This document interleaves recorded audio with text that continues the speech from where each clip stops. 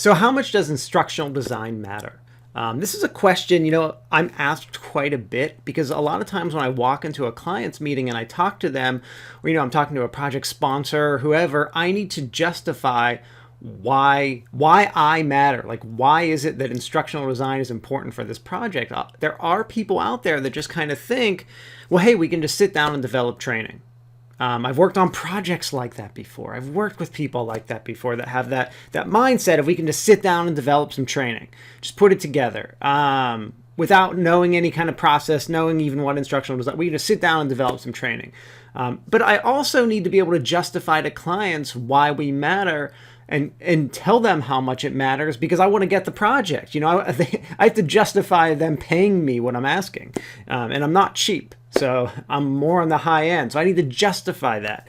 So how much does instructional design matter? And the quick and easy answer is it depends. There is no magic number. I can't just sit down and say, if you don't use instructional design, there's a 50% chance your project's is gonna fail. You're not gonna meet your desired objectives. No, there are no real numbers like that. We don't have them in our field. We do have certain numbers. We do have numbers saying like, if I use images and text when I'm developing this multimedia training, I know that my instruction will probably increase by X amount. I do have those kind of numbers that I can spit off to clients, but those are my development strategies. Those are my instructional strategies. That's not how much does instructional design matter. If I just pull some smart guy off the street and say, hey, sit down, develop some training versus me who's been trained in developing training, what is the difference there? Is theirs going to be just as effective to the end users? And so when I say it depends, I would say it starts off, there's this basic level of training. By basic level of training, I don't even consider this training, but but they are things that instructional designers do, and that is developing a job aid, a help guide. Anything where we don't have any instructional strategies. There's nothing. It's really just a help guide. So if I'm developing just a job aid, which is really just pictures and click here, click here, click here, basically just flashcards.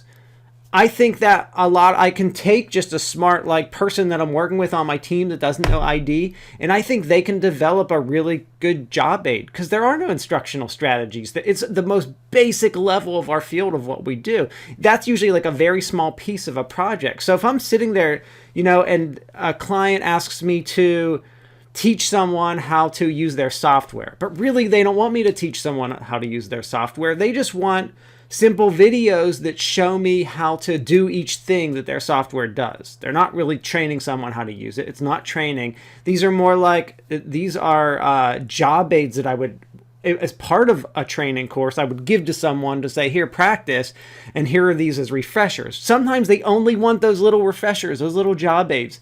Anyone can sit down and develop them. They don't require an extensive well-skilled instructional designer. They require someone that knows how to record well and can speak in front of the camera and that kind of stuff, but they don't need my instructional strategies for that kind of task. Now, I'm not saying it doesn't help, but I don't think the difference in quality is that significant in that instance. Now, if you're asking me to develop an e-learning course, if you're asking me to develop online training, a face-to-face course, anything like that, the difference between having an instructional designer and not is huge, enormous. We're talking about project failure, a major project failure.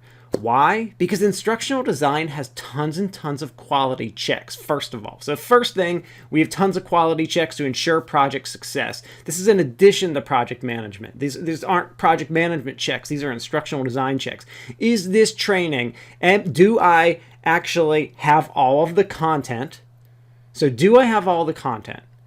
Is the content organized? What I mean by organized is, I'm not presenting things out of order. There's always some kind of order to the content. Is the content designed for my learners? Do I know what their prior knowledge is and current level of knowledge and what they need to learn to conduct their jobs? What is their level of education? Do I write to a what kind of level do I write at? Am I speaking to people with PhDs, or am I speaking with people with a high school diploma in my training? And that can matter in the level of, comprehension of words and stuff that I'm using. Also, what is their culture? Who are the people I'm developing for? When I develop case studies, that's going to matter. That's huge.